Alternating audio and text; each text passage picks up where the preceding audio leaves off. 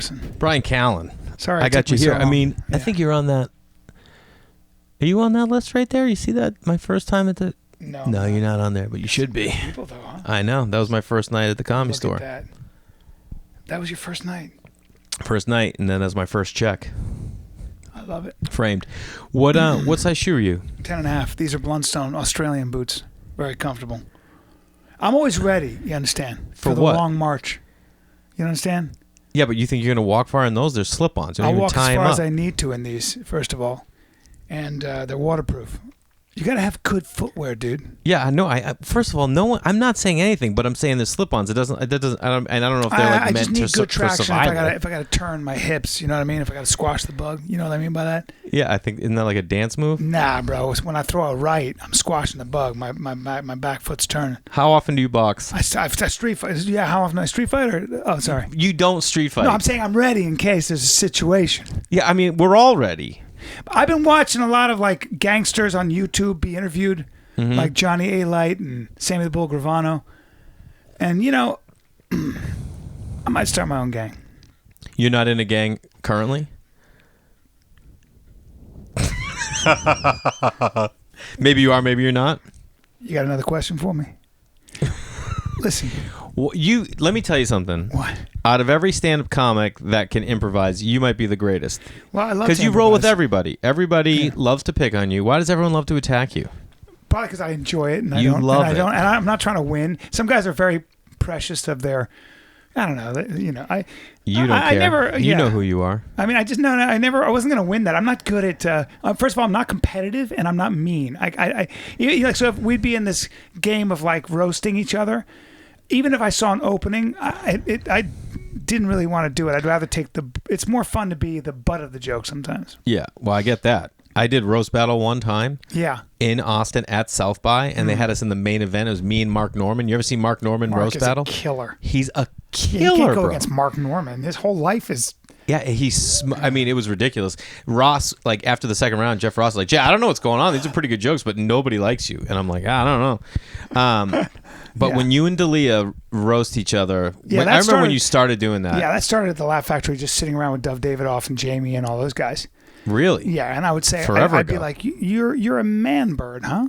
And I just look at him and I go, "What goes on in your brain besides coffee and like candy and stuff? Like, do you ever think about stuff?" I would just torture him because I was older. Yeah. I mean, this was a long time ago. Yeah, because if Dove was still here. I would torture him.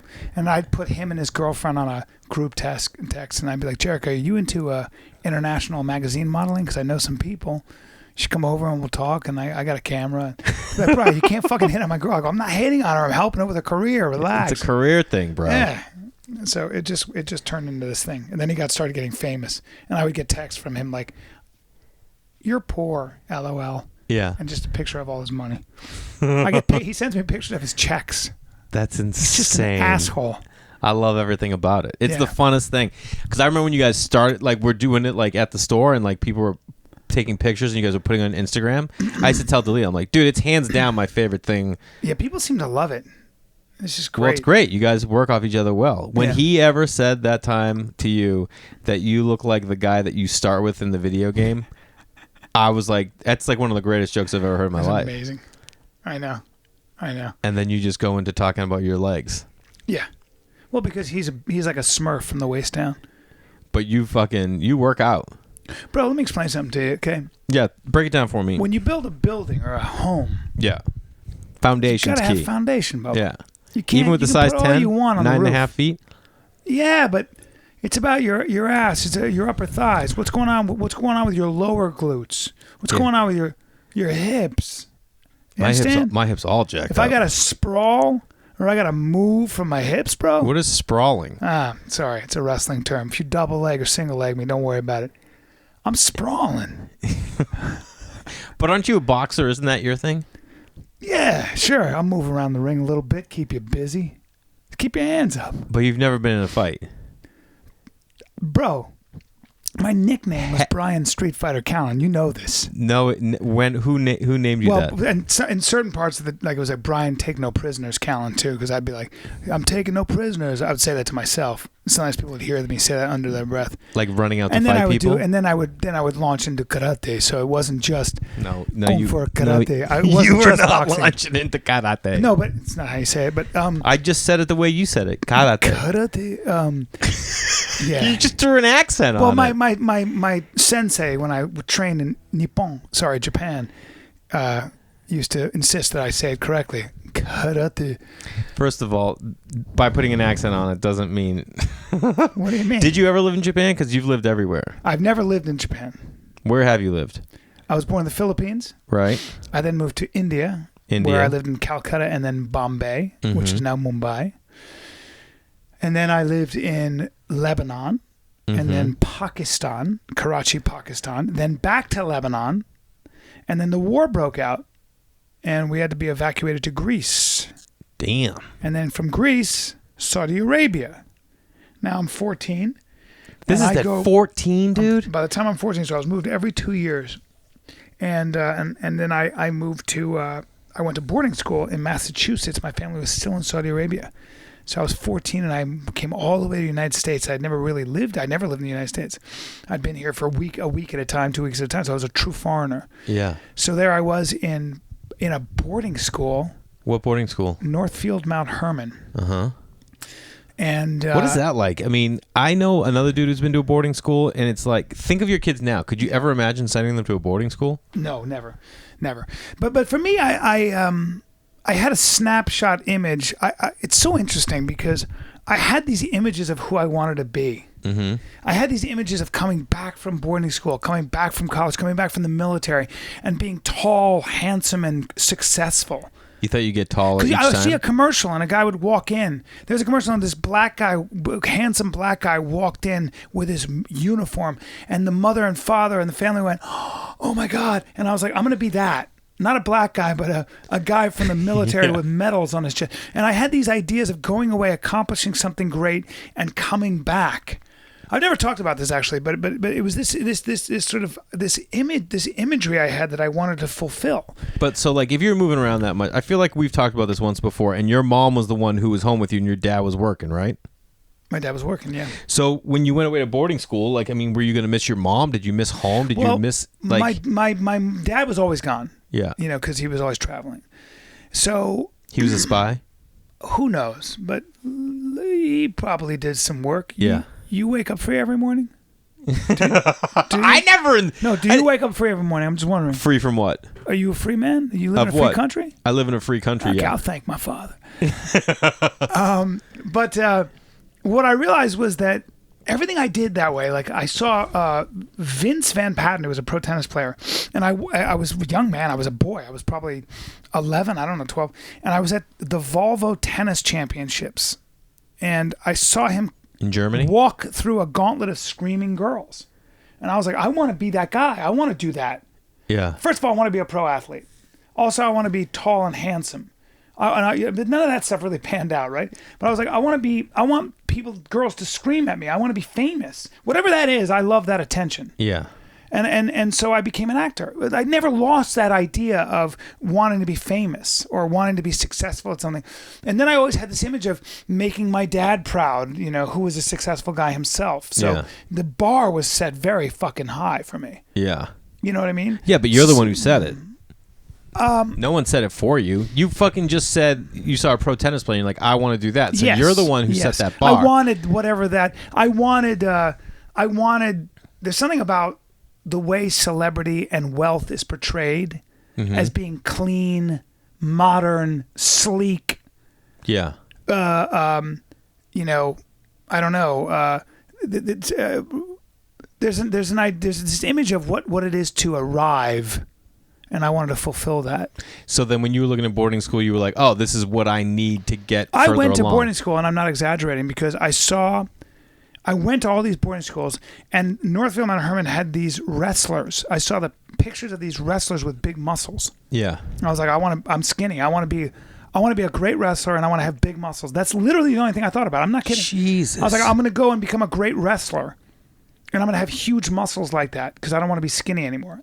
Yeah. And that's the reason I fucking went to Northfield Mount Herman and not whatever other school there was, because I saw that picture of their wrestling team. Yeah. And this guy, and I was like, I remember he had huge arms. Could you have gone to Phillips? No, I didn't have the grace for Phillips Andover, but I wrestled against them. Oh, you did? Yeah. And what did I do the first thing? I went to wrestle. Had you wrestled before? Yeah, I was a judo guy, so I'd done judo as a kid, and I was kind of good. And then I said I want to wrestle because that's American, and I want to be strong and all this weird shit. Yeah. And John Irving would come into our wrestling, the great writer. His son was on my wrestling team, and his son was an incredible wrestler, Colin Irving. Crazy. And John Irving would come and coach, and I was too young to really appreciate who was coaching us, but he would.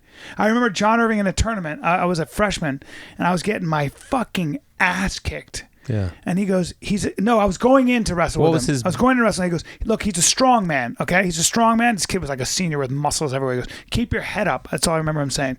Because John Irving was a hell of a wrestler. And what was his big... And I got pinned. How quick? By my senior year, I was good, right? I did well. And you love it? My mentality was... You're alpha as can be. I don't think it's alpha. I think it's compensating. Like, it's like my acting teacher, Jeffrey Tambor. You got a low self-esteem, but you got a self-esteem problem. And an actor in the back went, thank God. That's why he's funny. Yeah. You know, it was more, I never liked myself. Yeah. I don't believe in that alpha stuff. No, but I'm saying... I'm not alpha. All right, then take alpha out of the equation. You're focused and you're determined and you're not afraid to say your opinion whether it's right or wrong. Because I just want to be good at something so I can be in a position of having. I want to have stuff. I guess. Of course. Right? But I'm not good at business. I mean, I got good at watching people like Rogan and Brennan Schaub and the way they do the business, the way they do social media. Yeah. You know, I come from a generation where self-promotion is very gauche. Yeah, self-promotion is gross. But you know, I learned from those guys, and what I do is I just do funny. Yeah. You know, it's very difficult for me to say, come watch me. Dude, you've always been funny. Do you remember that storytelling show I put on the Improv? Oh, yeah. Have we talked about this? Yeah. I feel like we talked about it on the Crowd Feast. But I'll never forget, I was like, I'm going to do this storytelling show. I'm going to have 4 people on, and I'm going to bring up a topic, and it's going to, like, transcend its way into other conversations. And I'm like, we're going to tell real stories.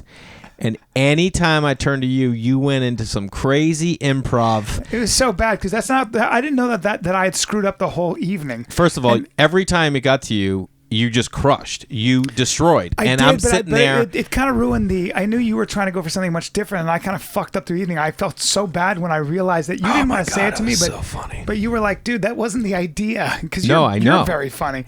But I mean, I can't hide anything. I wear my heart on my sleeve at all times. There were times of going, Bryan, this is not what we're doing, and I didn't know. You can't pull Bryan Callen back. I didn't know. No, I thought we were just supposed to go. I was talking about how important it was to do the back tech because this part of your chest is. That's all. I remember my wife was laughing so fucking hard. She was like, "How do you do that?" Like after the show, she's like, How were you improvising like that?" I was thinking the same thing as I was watching it. I'm like, "What the fuck?" And I'm like, I can't get control.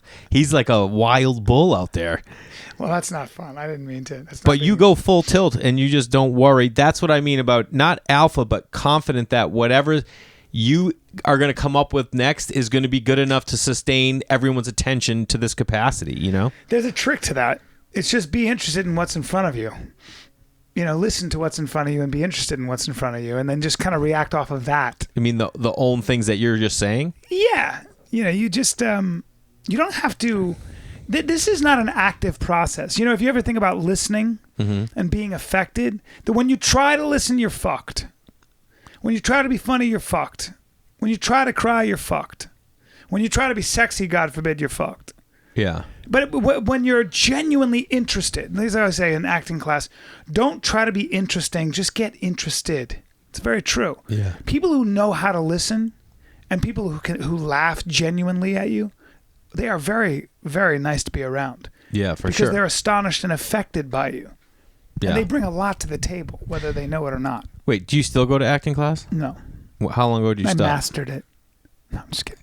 Because I know, like, you hear stories about Brad Pitt still goes weekly to like class and work. I don't give a fuck about acting. How about that? I don't give a fuck about it. Nor should you do. I can act. I worked at it for 20 years. I worked so hard at it that in my opinion, what do you want me to fucking do? It was like on Schooled, I had to cry a bunch of times for this one take, and they were like, "So we have the menthol," and I was like, "What did you say? You're gonna shoot menthol in my eyes?" "Oh no, I'm an actor." "Yeah, no, I can cry." They're like, "How did you do that with every take?" I go, "Oh, because that's all I did. So it's not even an accomplishment. I studied it for 20 years in earnest. So saying that I'm a good actor is like saying to a surgeon, "You did a good job on that brain surgery." Well, yeah, because I've been doing it for 20 years. Not even an accomplishment. A monkey would be good. Did you study acting in college? Yes. Where'd you go? American University. In D.C.? Yeah, but I really learned acting. I went to formal theater school where you learned to sing, dance, and act and all that shit in New York City at the But you didn't really Playhouse. focus on dance. Like, your dance... If I could have done it all over again, I would have right? Your majored in dancing theater. isn't great. Well, I mean, most people would say your dancing is just... I mean, can I just say this? You can say whatever.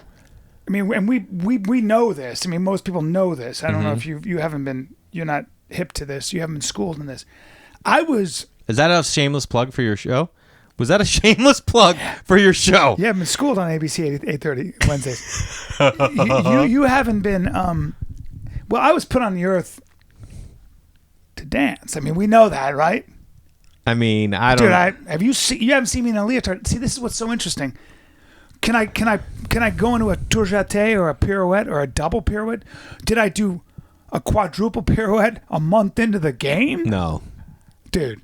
I was put on the earth for ballet. First of all, ballet. I've been to more ballet than for modern you can dance. ever imagine. Modern? I mean, I've been to plenty modern. My mom worked in a ballet my whole life, so okay. You know what I mean. I've been to it all. Yeah, well, mainly.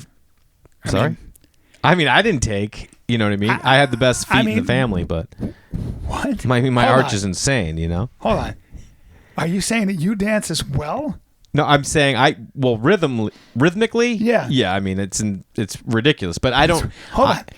It's ridiculous. It's crazy. People see it and they're like, "That's fucking." Is that Savion Glover? I don't know if that's true. I don't know. First of all, you probably don't tap. So I don't tap, but I'm trying to give an example of someone who like people might recognize. Well, I'm all fast twitch, as you know. Yeah. So I'm jumping out. I'm jumping out the dance studio, right? I'm jumping out the dance studio. So if you want me to do shit in the air, pack a lunch. You know what I'm saying? Right? So at the end of the day, when I showed up in my leotard at 23 years old, the dance teacher, Barbara Cole from ABT, came up and said, the American Ballet Theater. I know ABT, bro. Thank you. Your listeners, I know, are big ballet fans. Huge fans. And she said, where do you dance? And I said, I don't dance. She said, but your legs. And I said, karate. So, yeah. You never wore a leotard to dance. Wear a for 2 years in theater school. I wore a leotard because I took dance. What's your singing? Have you done Dancing with the Stars? No, but I want to. Why? I mean, why? You should just put a call in and make that happen. I'm going to. I think you could win it. I'm going to. And I'm going to win it. And I'm fucking going to win it. Is it something you're passionate about? I love it. Yeah, I mean. For real, I wish what's missing in my life is more dance. I want to get into salsa, merengue, ramba, flamenco. I speak a lot of languages. Yeah, I speak a lot of languages. No, you don't. What do you speak? 5? Wait, I was talking about fucking. I started saying dance, and then you. I let you know where my background is. Right. You ready for this? When I was a freshman in high school, we entered the talent show. Me and my buddy Dave DeGeorge and this kid John Petrullo, and John was like super thin. And this was when Mark Wahlberg and Mocky Muck and the Funky Bunch were huge, especially outside of Boston. So we did Feel Good Vibrations, where Dave and I had a full dance routine. And this kid, Lenny Chusa, who was a senior who could dance, he choreographed it. We did the whole thing. And we had John play Marky Mark, but he was like, his nickname was Stick. He was so thin. And we had like fake like weights for him, but we had a legit dance. So we rehearsed with like Lenny Chusa all the time. And we got it down. And then that night, it's at our high school. The whole school's there. it's a dance. They're going to do the competition. Then it's like a school dance. And he and I are out with Lenny in the hallway, like doing our thing. And I'm like, we got it, dude. We got it. And he's like, just like, you got to focus, Larson. I'm like, dude, we got it. We get on there. Music starts. Do like 4 moves. I go blank. And I'm just frozen, standing there, and I'm looking at Eric Dentremont, who was like a lineman on the football team, who's staring at me, junior, like, what the fuck is he doing? And I remember out of my periphery, Dave is like, what the fuck are you doing, dude? Like, in it. And then I got it back, and we came in third, and he was like, we would have fucking won the whole thing had you go. You froze. I froze. It's hard, man. Remembering anything, like stand-up. Especially a dance. Or that's why I think theater is so hard, because you got to remember all these lines. You can't improvise in theater. Have you done live theater? I don't think about. Yeah, I did a lot of theater. I don't think about the lines in theater. I never have gone up. I think about the intention, what I'm doing. But you still have to remember the line, right? The lines are inconsequential. You remember them, but they come. Yeah. If you know what you're doing there, if you know why you're there, and what you want from the other person, that's how you do it. The idea of lines is bullshit. I never worry about fucking lines. I can learn my lines. Like, I have a photographic memory. I can, on set, I don't need to know the lines. Don't look right now. Who else is on that lineup over there? Courtney, Chelsea Handler, Sebastian Maniscalco. Mm-hmm. These are the names I remember. Sam Tripoli. Mm-hmm. The top guy is a guy I know, but I can't remember his name. I know he's done some stuff. What's the top guy? He's done some stuff. Yeah. He's got a weird name, though. It's a unique name. Jordy. Who else is on there? All right, that's enough. Not bad, right? That's not bad. I could, if I really wanted to, I bet you I could name even more. Yeah. But I feel like doing it now. Okay. But a lot of them are... I mean, I just saw you look. No, I didn't look. Steve Pearl, Brian Holtzman, am I right so far? Jay London. I would have gotten that. Jay London. What a character. Oh, Bobby Lee. I should have gotten that. Let me ask you this, though, because I was thinking about this all the time. I've taken acting classes nowhere near to the capacity that you have. And I feel like so many people, like, you just look and you're like, yeah, you're just acting. But, like, I don't know if people who have never had to take acting classes or act understand what intentions are. Because for me, it became a mental thing of, like, getting way too wrapped up in what those things were. And then, like, it's hard for me to separate. Do you think that's just practice? Yeah, I mean, so... we have a term for that. You just get out of your own way. Yeah. I mean, you study technique and then you kind of drop it in a way.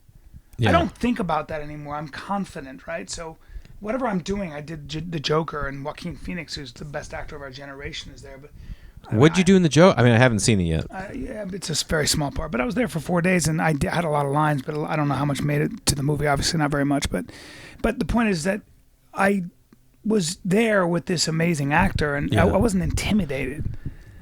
Because but are you ever intimidated? I know how to navigate it, right? I guess I know how to navigate that. Mm-hmm. Yeah, when you say I'm a boxer, I'm so not a boxer. If I get in the ring with like my boy Malik B or a real boxer like Wayne McCulloch who teaches me, I follow him on Instagram. I would get immediately into if I really had to fight them. Yeah. Guess what I would do? Say, Brian, you're going to go in there and actually you're going to spar.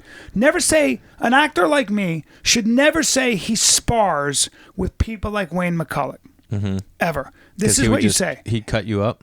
Cut me up. I wouldn't spar. I'd go no. No, I move around with him. Yeah. I move around with him, and he's nice to me.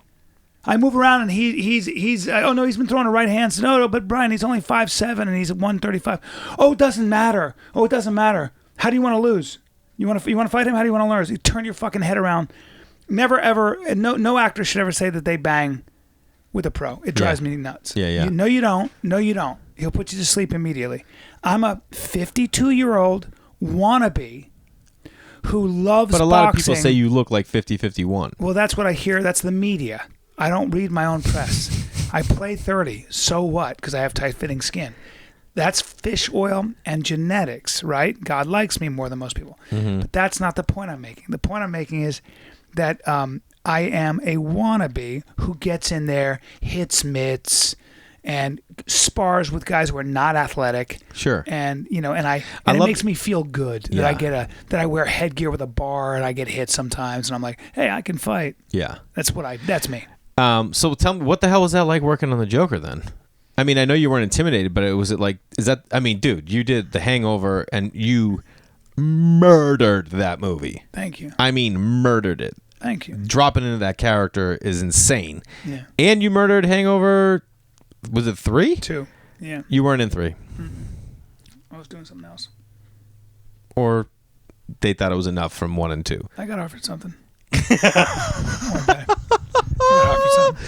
So, but what the Joker is like? I mean, The Hangover is the greatest comedy of all time. The Joker was. I knew that he was going to win an Oscar from the opening frame. I got there. I saw Todd, who's a friend of mine, and I said, "What's up?" And I watched one scene, and I said, "He's going to win an Oscar." And he goes, "Dude, you have no idea. He's phenomenal. He lost 60 pounds. He ate an apple and smoked cigarettes every day, from what I hear. I mean, he's just. He didn't say hi or bye to me once. He didn't look at me." Because he was just in the character? Yeah, I mean, I'm not getting in the way of greatness. I was like, oh, okay, cool. Yeah, of course. He's a weird guy. I could never hang with a guy like that. I have nothing in common with him. But to be that great, those guys can suffer. Those guys have inhuman discipline. Cooper is the same way, Bradley. Yeah. He's the same fucking way. Bradley's just so disciplined. He just said, I'm going to stop drinking. I remember he said that to me a long time ago. He just never drank again. Yeah. That guy just decides what he wants, and that's it. I'm going to be a star. He's going to be a star. I knew Bradley was going to be a star the day I met him. And was that on Hangover? No, I met him through Will Arnett and Amy Poehler and all of them. We were hanging out in Nantucket. We got it. Oh, in Nantucket? Yeah, I'm friends with people. Yeah, my father flew us in this fucking jet prop. Yeah, my dad. I go, you want to fly commercially? You want to fly with my dad? Does your dad fly? He used to. Now he's 80. Damn. Not anymore. Where's he now? He's in Utah. That's tight. Do you guys ski? My dad does. I'm not a big skier. Yeah, you got to do that early in life. I like it, but I was a wrestler, and so I would be sucking weight in the winter, and I go to fucking Killington in Vermont. I'd be so cold. I can deal. This is very hot in here. I got no problems. I'll stay here. I'll live here. I'll sleep here. I like it. What is it? Probably 90 right now? No problem. Most guys can't deal with it. The cold turns me into a coward. Yeah. A coward. Well, I mean, I know some people that would say it doesn't even need the cold to do that. Why are you looking at your nails? No, that was a very shitty thing. No. You just looked at your nails and you went, some people would say, so there are people out there that call me a coward. No, I never said that. And you need to know a couple things, all right? All right? What is this? Show me who the fuck they are, and I'll give them a little touch-up, all right? Because I'm going to explain something to you. Your friends that are bad-mouthing me, they could be in the Mongol desert. They could be in the middle of the Gobi Desert. All right? They could be surrounded by all the Navy SEALs. We could still get to them. I don't know if this is from a movie or if you're just making it up, but sorry, dude. It's just I go back to my street days. I'm sorry. That was street? Yeah, I get street. I get you super grew up street. on a different street than than most. I was in the mafia. But you know what you say? So I honestly think that if you took the discipline that you say that Bradley Cooper has and Joaquin Phoenix has, I feel like you have it in a way of like learning. I feel like you and Rogan have a thirst for knowledge and learning that I feel like you put it in front of everything else. Yeah. Is that true? Yeah. And where's that drive come from? Because that's something. Curiosity. It's not like it lends to your stand-up. You like you're improvising constantly on stage and stand-up too with like ideas. It's not like you're like researching and then going and talking about it. But it does inform. You know, I'm interested in. I always say that education is teaches you the difference between a good idea and a bad idea. This book you have here, Dan Coyle, The Talent Code. I've interviewed him twice, and he studies very effective groups. And so there is a technique to life. There is a way of doing things that results in more fruit than the other way. And you should know that. And the more you study, there are good ideas and there are bad ideas. And human history is really one bad idea matched with another better idea. I mean, human beings, individuals changed history in a lot of ways. An individual would come along and say, no, this is how we do it. And sometimes they were spiritual leaders like Muhammad or Christ or Moses or the Buddha that came up with a radically different way of looking at the world and a radically different way of negotiating and navigating reality. And those ideas, some of those ideas had incredible amounts to offer, and they're still relevant today. But then there are ideas like Friedrich Engels and Karl Marx, who said, hey, I got this thing called communism. And we tried it for 70 years. And there are two places left on the globe, North Korea and fucking Cuba, What are they rolling with in China? And you know, for that matter, China's becoming way more of a top-down control, always has been. But I would say China seems to be moving in that direction, even though they're a market economy to an extent, to a degree. But fidelity to the state in China is everything. And if you don't toe the line, you'll disappear, get imprisoned, and all that. So, to me, there is this war of ideas out there. And when the wrong idea wins, you lose your fucking liberty. You lose your life. You lose your self-autonomy and your dignity. And that's why I'm so passionate about understanding why something like collectivism in all its forms is dangerous. And what's freedom collectivism? And I have no idea what socialism. Yeah. The idea of putting the state and the greater good, quote unquote, above the individual. Well, yeah, it's a good thing you clarify that, You because need the putting Bill the of Rights. state isn't socialism putting the mass Government should be treated as a necessary evil. Mm-hmm. Government should always be looked at with, and it's not government. This is just, I don't believe in centralized authority. I do believe in a federation. I believe in a strong federal government. But I also believe that the individual has got to be protected against the tyranny of the majority. The individual has to be protected against, you know, undue process, against who governs the governor. That's the central question of political philosophy. And it's relevant to everyone. There is no human being on the fucking planet, unless you're a moron, who doesn't want some say in who governs them. And these ideas are delicate and precious, and you can lose them in a fucking heartbeat. So when you say I have a thirst for knowledge, I have a thirst. I want to be able to mount a defense against people who come along and repackage bad ideas and dangerous ideas, because those ideas historically get people killed. Yeah. You had a lot of fucking professors who were down in Venezuela when Venezuela had its socialist revolution.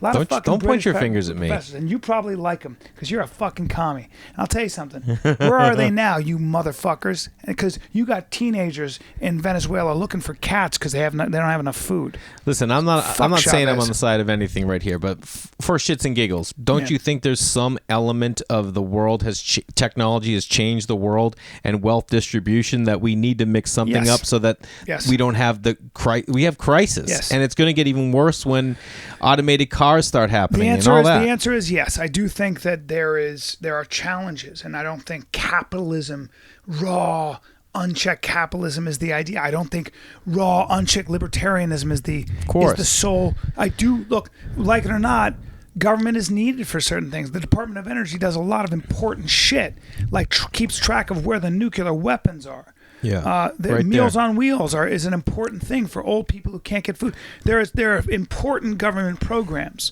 and I'm very sensitive to those things. I believe in Medicare and Medicaid. I think these things are important. I believe in taking care of our older people. There are people who are old who don't have access to affordable housing, and they're on the street. I don't want to live in a society like that. So I sympathize with those people. Bernie Sanders. These people who I tend to disagree with fundamentally on a philosophical level, Ocasio-Cortez and these people, we need them too, though. I'm not saying get rid of these people. I may disagree with them, but you have to have people on the left and on the right and in the middle. Yeah, of course. And, you know, Jordan Peterson said something interesting about the left. He said, the right wing, or at least capitalists and free market people, believe in picking yourself up from the bootstraps, being rewarded for your individual ingenuity and all that. Yes, but there are people that fall through the cracks. Yeah. And what about them? And thank God for people like Bernie Sanders and people on the left who come along and say, yeah, well, we'll take care of them. We have ideas here. You know, these people are on the street and we need to help them. So I'm very careful about who I criticize. I don't know all the answers. No one does. Yeah. I don't like saying I'm left wing or right wing. I try to be, goddamn, it's like, I think Nassim Taleb said, I mean, when it comes to my family, I'm a communist. When it comes to my friends, I'm a socialist. When it comes to my town, I'm a Democrat. When it comes to the world, I'm a Republican. It depends on what situation it is. Sometimes I'm a fucking communist. I'm probably way more of a sharer. You're more of a communist than I think anything else. Certainly, personally, I'm kidding. But, I'm a sexual communist. There's also... I want to swing. Whoa. Yeah, I said it. You know what this is right here, bro? What?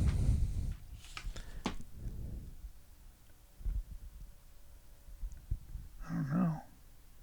Looks like a disco ball. It looks like it, but you know it's not.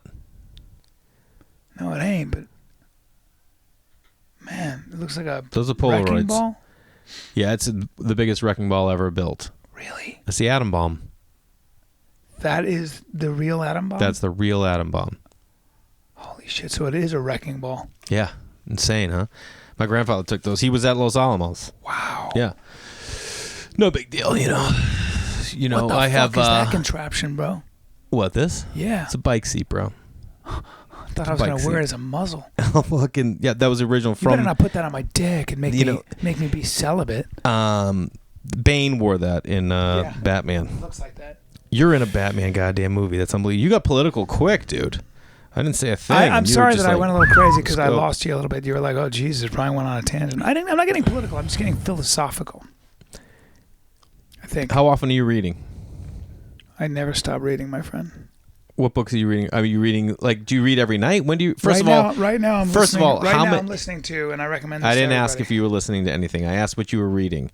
This is people's new way of, you know, it's a busier, this is what's happened in the world. We now listen to stuff instead of reading stuff. But when people... Yeah, but I'm listening to 60 lectures on the great ideas of philosophy. Portentous enough, he came to believe that he actually should have a daughter Brian, of Zeus. That's great. This is what's funny. This is today's day and age. You reading anything right now? Yeah, I'm reading this. Well, I'm listening to this book. I'm reading A Widow for 1 Year by John Irving. That's what I'm reading. So you're actually reading Irving right now? Yeah. What's his big book? What's he known for? I mean, The World According to Garb, Hotel New Hampshire. Gotcha. I mean, he's written A Widow for Got a Prayer for Owen Meany. Oh my God, he's an amazing writer. But how many hours a night are you sleeping? 8. 8 every night. Not tonight. Not last night. 6 last night. All right, but on average, you're doing 8. I try. I think it's very important. But when you're doing stand-up on the road, you're not going to bed early. Yeah, but I sleep, bro. I stay in bed. I get my 8. I'll get 8.5. And there are times I'll get 9, bro. And if I'm feeling tired, I'll take a fucking nap. Okay? I'm well rested. Then you just maximize all your time when you're getting your time in. You work out every day? I think so. Been a little injured, but yeah. Yeah. Well, I mean, when you're in your late 50s, no, don't say late. You can't say that. No, what do you mean? Early 50s. I'm 52. Well, you say 52, which means it's probably a couple years above that. No, dude. You're looking at my skin right now. You said when I walked in, you go, your skin. It's like it's tight. It's like saddle leather, but new saddle leather. No, it you does. Said something like no, that. you're right. Saddle petal. Leather. It looks like it's as smooth as a tulip petal. Is that what you said? No, I said Use saddle leather, metaphor and of I said something. I was recently at the Mission in Lompoc, and they had an exhibit I love there. The Lompoc Mission. You've never been to it. Oh. It's the most fully restored Bro, you mission. got some weird contraptions in this. First of all, this is a terrible studio. This is fantastic. In a way, it's fantastic though. Yeah, you're right. It is kind of great. I hear what you're saying. Yeah, I'm in a garage. I actually love it. But you know what I mean? I love your house and I love your neighborhood. Thank you. I know. I will be great to have you in the neighborhood. What is? Tell me some weird stuff that you see. Well, you got a Christmas tree holder there, and it's up on the wall for next year. This year. Yeah. Yeah, but that's always we're in a garage. Where would you put it? You got a basement? I'd never take my tree down if I were you. You got a fucking saw to get rid of a body. That's impressive. Let me know. I got a couple saws. Got some hatchets. Got an axe. You can build shit. Yeah. Those hatchets are for throwing. You don't use those hatchets for a goddamn thing. What do you use those hatchets for? First of all, don't fucking come at me like that. I said on the last podcast how I wish I was able to use them more because I would be like East Coast and I was chopping wood. I use them right outside this door. You got body parts and formaldehyde in that fucking locker. What's going on with you, dude? Weed. I don't know, dude, because you got saws. You got fucking a muzzle. You got a muzzle. It's a bike seat. You got some weird shit. Yeah, it's a bike seat. You got that thing that's for your legs. I guess you screw it into somebody's legs. You do some shit in here. and then you got, I don't know what's going on. You probably have acid. That's probably acid. Yeah. That's where I break the bodies and down. And hatchets. Who the fuck? Those are tomahawks, bro. No, one's an axe, one's a hatchet. It's a fucking tomahawk. See, I feel like you would be a guy that have like a house up in Big Bear when you would use that shit. No, I can't do a thing with my hands. You can't do anything? I'm not a real man, bro. I can't fix a fucking thing. You're all facade. Yeah, I'm all facade. I go to YouTube. Who cares? You're still fixing it. You're not. I mean, you don't have a car to fix. No. No, you're never going to fix your car. That's will 100% be brought in every single time. Well, I've never had to bring it in, the Tesla. How long have you had it? It's my second one, so. Yeah, but you turn them in after 3 years, so why would you, you know? Yeah, turn them in. Yeah. But you remember back in the day, people would change their own oil. They do it in the driveway. Well, you didn't know. You never lived here. No. But that's what people did, you know? Yeah. That just doesn't happen anymore. That's all like people have all moved on from that. It's kind of crazy. Mechanic shops. Yeah. They think they'll go away. Antique shops, they'll go, you know, or people who can fix like lamps, you know what I mean? Yeah. But I mean, I can rewire a lamp. Marketplace for those things like watchmakers and people love. I really appreciate artisanship. Yeah. I really do. Like people that really like. There's a coffee place called Funamill on in Santa Monica on Broadway, and the guy calibrates his water. It's got to be a specific pH. It's a $10,000 machine. Jeez. His fucking beans. When you drink an Americano, an iced Americano, when you drink their that's cold what Crystalia brew, drinks. Chocolate truffle. Crystalia's drink. I discovered the place because Chris and I were doing a movie nearby. We go to Funamill and I went, it's the best fucking Americano I've ever had. Yeah. And I've never, that place is addictive. Yeah. I think coffee is in general. So, a couple years ago, Rory Scovel, you know Rory Scovel? No. You do. I don't know. Oh, I'm pretty sure you do. Well, anyway, he's a comedian and actor. He and I were going to Dublin to do Dublin Comedy Festival, and he was like, yo, we'll each bring a movie to watch. And I was like, all right. And I brought, no, I can't remember it, but Sideways, because he had never seen Sideways. Great movie. And he brought, God damn it, You're in It, the UFC movie with... Warrior. And I had never seen it. I put the writer and director together for that movie. You did? They talk about it on the DVD. How? What happened? First of all, I'm just going to say this. Yeah. It's hands down, no question, top 5 sports movies of all time. I would agree. It's a great story about... It's a great story. So, at one point, my friend Gavin O'Connor, I've known for 20 years, great director, was working with a writer and... For that? Warrior. He had an idea. I remember him talking about the idea. And they had ideas for merchandise. They were working with the Tap Out guys. There was going to be a whole thing, a franchise. And then my buddy Anthony Tambakis was in L.A. tutoring, and he was a writer. And he taught writing. And he said, I got to get out of here. I can't, you know everybody. I don't know anybody. I can't do this. It's not working. I don't know how to network. And he brought over, I said, let me see what you got to write. And he brought over a bunch of scripts. Now, I've read every script, and they all suck, and everybody sucks. I read one script of his, and I went, oh my God. Then I read another one. I read a short story called Apogee, and I was like, well, it's the best short story I've ever fucking read in my life. I went, this is a real writer. I bothered Gavin for a fucking year. He left his sunglasses at my house one night when we were raging. He needed them because they were prescription or something. I said, I'll drive the fucking sunglasses to your house if you read one story. He read one story. He goes, this hit me right in the stomach, dude. I go, there's plenty more where that came from. Read it all. Long story short, he hires Anthony to write the fucking movie. That's amazing. Anthony knocks it out of the park, of course. Yeah, that movie. And then they directed it. So they gave me that part. They wanted to get Rogan. Rogan was like, nah. So I said, all right, I'll do it. Yeah, that movie's insane. Yeah, dude. What has that guy written since that? Is he still in L.A.? He wrote Pride and Glory with Joe Carnahan. He did Suicide. I think he's working on Suicide Squad 2 right now. Wow. Yeah. Gavin did Miracle. Did the movie Miracle? No. Yes, he did. I mean, that's insane how good that movie is. Gavin was also a D1 ball player and a good one. In what? Starter all 4 years at Penn. In what? Hockey? Linebacker. Oh, football. Yeah. At UPenn? Yeah.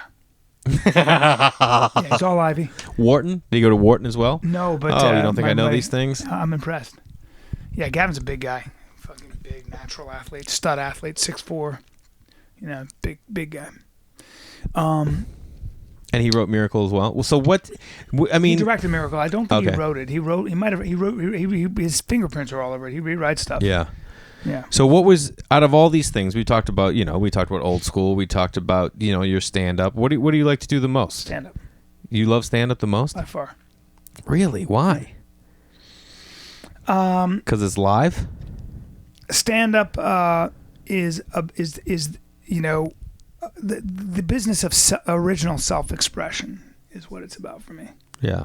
I want to just look back and think that I did something original, even in a small way. And if I don't, I'll feel like a failure. But you know how do you follow the NFL at all?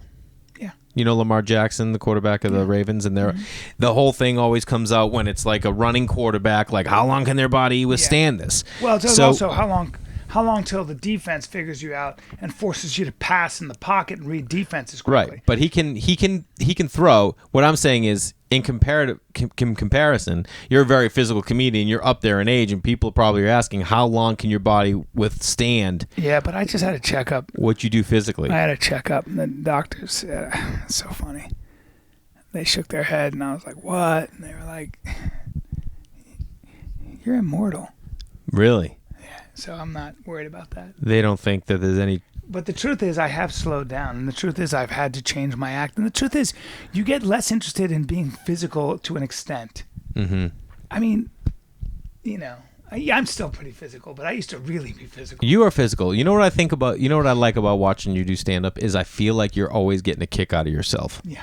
I think you get, and you think that comes from so much improv because you don't know what's going to come next, and then you see it, and you're like, oh, this is funny. Well, I do a whole street fight. I got in a street fight in Paris, and I talk about... You did when? I talk about getting in a fight in French, and it does well. Do you do the whole thing in French? Yeah. How much French? You probably speak a little French, maybe? Moi, je parle français couramment. Couple words? Non, c'est mon première langue. Mais toi, tu parles français ou non? If you're covering your... I don't know if this is real. Non, c'est vrai. J'habitais à Liban quand j'étais un petit garçon. Well, je vais à l'école là-bas. Yeah, I like Coca-Cola as well, but here's my deal. J'allais à l'école là-bas. I went to school there. Okay. Well, what I'm doing is a different region, I think, than what you're doing. Yours more Paris. Mine's a little more country French. Alors, regardez l'armadillo. Il part comme ça. That's how the people in the South speak. So do you act out the whole... I do speak a little French. I went to French schools as a kid. And what else? French? English? Nothing else. Oh, I thought you spoke like 4 languages. No, dude. Who the fuck has time? I mean, who the hell? When do I apparently speak French you have anyway? time. I have no idea. Yeah. On stage. Yeah, I mean, exactly. Are you going to do another special? Well, I've got my, I shot my last one a year ago, and I have an hour. It's not ready completely yet, but I'll be ready. Don't you feel like a year is the standard that Louis and That's Burr bullshit. put out there, and it just like crushed it for everyone? Dude, Burr takes 2 years. I've talked to Burr at length about that. Yeah. And I don't think anybody can do a year. I could do a year. I mean, I write pretty quickly. I guess I could shoot this, but I'm not interested. I want to really see what else is there after 2 years. Yeah. I need time. Look, Todd Phillips, I read the script of Joker, and I went, how the fuck do you do this? I've been trying to write forever. I go, Jesus. And he goes, well, it's my 29th draft, dude. It took me 2.5 years. Yeah. And I was like, oh. And he goes, how long did it take you to do your special? I was like, 2.5 years. He goes, exactly. And he wasn't writing anything else with No. that? Singular focus on that badass. I mean, Yeah. he produces and stuff, but that guy's no joke. Have so you if ever... it takes that motherfucker that long, Yeah. everything worth it. Any great book, fuck you with your fucking 3 months. Fuck you with your... Get the fuck out of here. How long did it take you? 3 weeks to write your script? Get out of here. You get... Liar, and also get out of here. Todd Phillips, 2.5 years. Yeah. How long did it take him? With a partner. The fuck What outta here. about Hangover? I'm sure it took him forever. And Help. Yeah, dude. Yeah. Yeah, people don't realize that. You just can't do it. You need other people to look at it, give you some feedback, right? Todd Phillips gave me notes on a script I wrote once. And I read the notes and I was like, well, this is why you're Todd Phillips. Yeah. That dude understands story, structure, harmony. I mean, he understands film better than anybody you know. Well, that's why he's the biggest. He's back on top, ladies and gentlemen. Back on top. What are you doing? I'm arguing with people. He's back on top. We'll be right back with this. The asshole critics, and they're all assholes, were so uncharitable about the Joker. Hey, fuck you guys. Because it was him. Hey, fuck you guys. Well, guess how it's doing? Yeah, it's murder. I guess the people disagree with you fucking guys. Yeah. So take your education and stick it up your ass. Yeah. Well, I mean, there was a great... Fuck education. What? Sandler one time when he did Punch Drunk Love got interviewed and they were like, now Adam, this is like your first time really acting, and he like was like, so I think he got up and like walked out of the interview. I don't blame him. Yeah, But I mean, there are people that like take comedy as a way of looking at it like, oh, you're having fun or you're doing something funny. So when you move into something dramatic, I mean, is that what you're saying the argument is with Todd? It's just that someone like Adam Sandler is a good example too. That dude, his Netflix movie with Jennifer Aniston made 70 million people saw it. You know how many steps he's lost? None. Yeah, no, I know. Just as relevant. When you see this over and over, you go, this guy's success is not an accident. Yeah. This dude has got something special. Yeah, well, You say whatever you want. He's the Sandman, dude. It's like Jared Leto. Say what you will. I like to make fun of him, but I mean, when he plays to arenas in music, he's the top of his field at music and acting. I don't know how to do that. Yeah, I got nothing. But you want to do it with stand-up acting and dance. Yeah, I mean, I dance especially because it's my secret garden, as you know. Yeah, no. I mean, You know once what I you're mean? there. You know what I mean? Well, I mean, I don't because I don't. Yeah, you don't, but you do. Stretching that I forearm. have arthritis in my fist from street fighting. I was punching a lot of guys. How many street fights have you ever been in? Unorganized. Oh, no, they're all organized. They're all supervised. So the joke you do about the street fight in Paris is all made up. No, I did get in a fight in Paris. How old were you? I mean, the truth is, my sister and my friend Alain my friend Georges are witnesses to this. Knows how to say Georges. These two skinheads were robbing a couple, and I was too young and dumb to think otherwise, and I went and I attacked them. That's all I'm going to say. Yeah. And then you have to see you live to see the rest of it. That's another story. What do you mean? That's not another story. Do you do it in Dude, your stand-up? I'm a Hollywood tough guy. That's all you need to fucking know. That doesn't mean anything. I'm 220 pounds and 6'4". First of all, you're not 6'4". I walk around like that. You probably weigh what, 156? 170, dude. Come on. Do you 170? Yeah, I'm 5'11" and 170. Dude, I would couldn't be more regular. I'm 5'11". High school athlete. I was a college athlete. And Were you? Yeah. What'd you play? I played D2 baseball. I didn't know that. Yeah. And I'm a hell of a golfer. I bet you are. Yeah. I saw the golf clubs. You know it. We should go golf. I would love to. Do you golf? Yeah, a little bit. First of all, put it this way. I'm a 7 handicap. Jesus. So when I golf, so much better than me. I want to golf with guys that golf because I only have so much time away from the family and work. But no, I understand. Bryan Callen, I would hands down make the time to golf with BC. Because you're with some shithead who's doing. But ask me how good I am at golf. How good are you at golf? I only lose maybe 2 balls every 18 holes. Okay. Right. So you're like a 24. Yeah. I bet if you finish. Because I can. Do you break 100? You don't play 18. You play 9. If you're counting every fucking putt. Yeah. The problem is my putting is a disaster. I'll chip. Well, I can kind of drive somewhat, but yeah. You could play on the senior tour right now. I mean, you could. You got to be over 50, how bro. Old are you?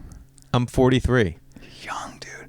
You're 10 years younger practically. You know what's so funny is you say that, and I see dudes that are like 37, and I'm like, God, I'd love to be 37. Like, dude, I'm almost 40, and I'm like, I can't. You can never go back, dude. It's always so. It's all relevant. 3 is young. It's not young. What were you doing 10 years ago? Fucking. Yeah, dude. You know what I mean? Yeah. When I was your age, I was doing the Hangover 2 probably, and I was in Thailand. Exactly. Look at your life. What was your biggest break? What was the big break? Mad TV. That was not the big break. Well, it was like where I was doing a series regular role. Right. And then but you had a couple shows, right? Fat Actress, and then I remember Fat Actress. Yeah, and then but I never had a break. The biggest break was when I was 40 something on the Goldbergs, and it turned into a real job, and then I got this spinoff. I mean, you don't think The Hangover was the big break? Well, The Hangover, you start getting my success. I do this joke, this metaphor. It's not even a joke. Where my success happened at the rate it would take. A lot of people say that about a lot of your comedy. It's not. How are these people? This is what I do. I get the heat cranked up in here just to fucking grind you down. Now I just start to cry. I feel good. I feel. You can't supple. cry right now. No, you can't. That's not it. I'm not opening up to you, dude, because you're not a good guy, and you'll kick me when I'm down. But I think my success happened at the rate it takes you to kill sparrows with a stone. If I threw stones at every sparrow that flew by for 25 years, I'd have a wall full of sparrows. and it wouldn't feel like success to you. I just got lucky. Mm-hmm. You mean if you throw enough stones, you're gonna start to be able to predict where that sparrow. You're gonna hit 3 a year. Yeah. I mean, I'm serious. I had 3 victories a year, maybe. Yeah, no, I like that. That's literally how it happened for me. I'm 52, kind of successful. I'm on a TV show. That's not that big a deal. You're on 2 dude. TV shows. Yeah, but that's not that big a deal. It just ain't. Anybody who did this shit for as long as I have, I mean, something's going to give. Yeah. It got to a point where it was just my turn. I remember D'Elia saying if it took me to get to where I am as long as it took Callen to get where he was, he would have quit years ago. Well, I think that's something he said. You can tell Chris to fuck himself. I'm going to go beat him up.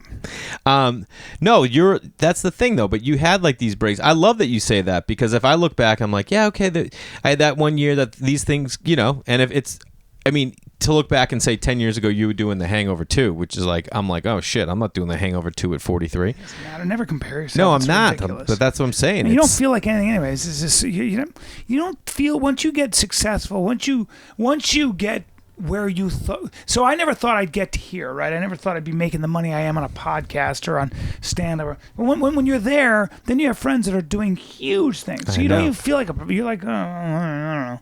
Yeah, I guess I'm all right. Yeah, well, yeah. I call my agent. I complain all the time that I'm not selling enough tickets. Yeah. And what's his solution?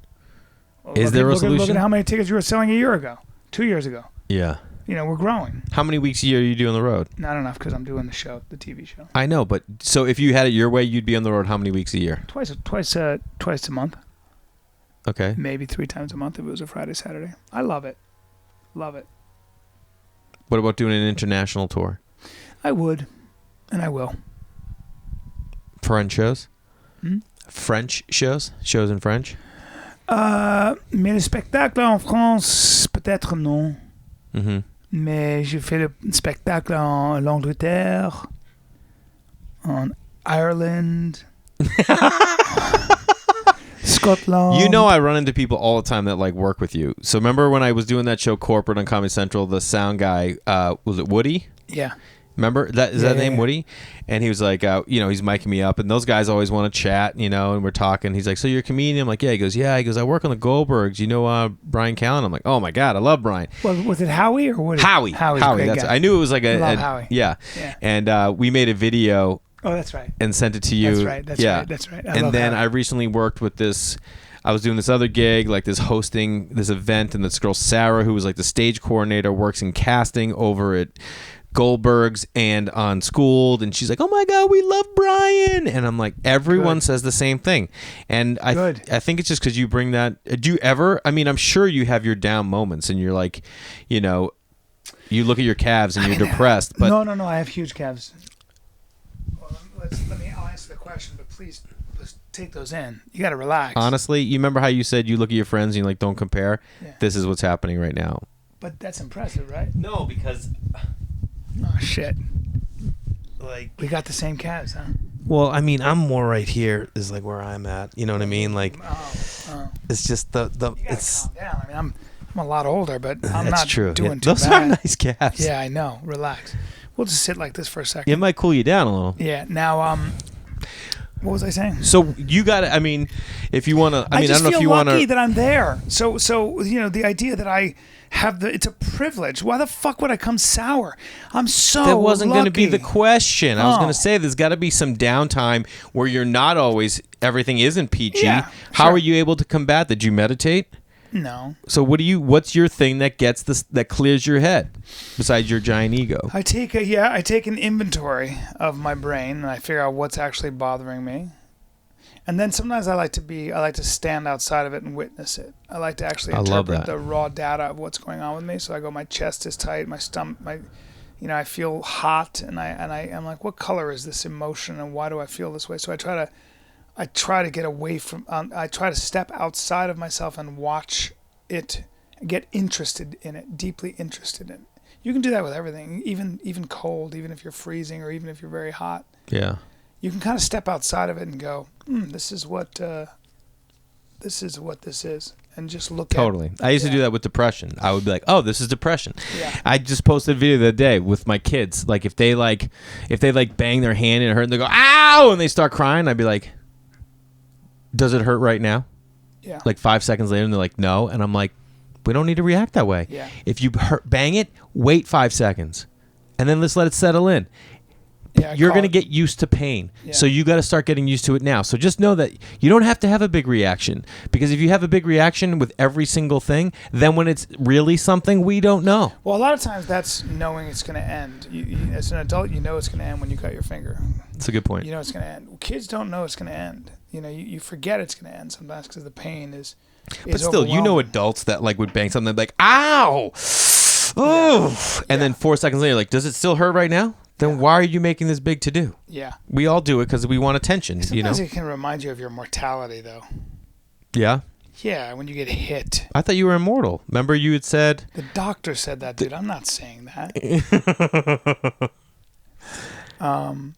Yeah, I don't know. You do a mantra? By the way, I'm also lucky I have a certain chemistry. I have high serotonin levels. I can't stand when people take credit for not being depressed. I mean, look, depression is a disease. Some people have low serotonin levels. Some people can't get up, and that's not their fault. And I certainly don't even like taking credit for success. Yeah. I don't fucking know what happened. I don't know. Yeah, but you may have worked really hard. Oh, whatever. So, no, I didn't. No. There are people that worked harder. I worked hard, I guess, because I was terrified not to. So, okay, so I'm a coward. Yeah, I mean, I worked hard because I was terrified of failing. I don't know how noble that is. Oh, by the way, I also had a lot of support. Yeah. I also knew that if the shit hit the fan, I had my fucking dad I could call for money. How many people have that? I also didn't have abusive parents. I also had plenty to eat. I live in a country with representative government. What the fuck are we talking about? I'm healthy. You know, all these things that I have control of my faculties. There's so many goddamn things that I'm lucky enough to have. Well, it's also like people not being grateful for... we take for granted so many tiny things, you know? Yes, we do. Yeah. Yes, we fucking do. And some things we're just like, yeah, well, you're supposed to have that. No, because not everyone does. Not everyone does. Dude, I've been playing for the kids in the morning. Like I put on the Sonos while like they're getting up and they're eating breakfast. And I put on Ray Charles. So I put on Ray Charles and I'm like, oh, I love to listen to this. And I'll tell them like, that's the organ, that's this. And I'm like, now guess what? And they're like, what? I'm like, this man couldn't see. He couldn't see. Yeah. He was blind. So he would be playing the piano and he can't see. Yeah. And they're like looking and they're listening and they're like their brains. And it's like these little things that I love putting in them at this young age because they start getting this grasp of like. You're a great dad. That's impressive. You know, it's my favorite thing, dude. They're very lucky. Yeah. Thank you. Well, let's get you out of here, man. I appreciate you coming over and taking the time out. I mean, it's a pleasure to hang too. We don't see enough. Where are you living? You're over here still, right? Yeah. Down here? Yeah. I mean, yeah, we got to go hang. I know you like to go out and do your Via Venettos and you know what I mean? I live close to the bone, bro. Close to the bone? Yeah. What what's that mean? You like ragu? Dude. I'm in the mafia. No. All right, no. But you're going to start a street gang. I want to start a street gang. Do you want to be in it? What would we call ourselves? The motherfuckers who take no shit. Yeah. No. These guys read. I love it when people say things the wrong way than they're supposed to. Like, you probably don't do fantasy football or anything like that, right? No. I do fantasy football. My buddy's dad is in the league, and my buddy lives next door, but his dad was house sitting, and I was playing him that week in fantasy football. And so I went over to the door with a camera, and I go, "You ready to get fucked in the ass, dude?" And he's 78, and he's like, "Huh?" And I go, "Are you ready to get dicks penetrated in your fucking ass this week?" And I just fucking kept hammering him while getting banged. 78. 78, and he's like, "I don't subscribe to that." I'm like, "You're getting fucked, dude. You're getting fucked." And I videotaped, and then I just sent it to the whole league, and I'm like, "This is what you deal with when you get fucked." You know what I mean? That's fantastic. Oh, it was the best. That's because guys that generation are like, "Hey, what the whoa?" Yeah, but he also kind of like loves broing out with all of us, so he just like rolled with it. Fuck yeah, man! You gotta have some old friends. I'm gonna promote all your stuff in my intro. So, well, where are we? When is this air? It's probably gonna air. Tomorrow's the 24th, the 31st. All right. Yeah. You don't have to promo anything. Okay. People know. What's his name? What's the name of this podcast? The Thruline. Yeah. The Thruline. What was the through line for this podcast? Achievement. Yeah, success. All right, buddy. I love you. Love you too, Bill. Thanks.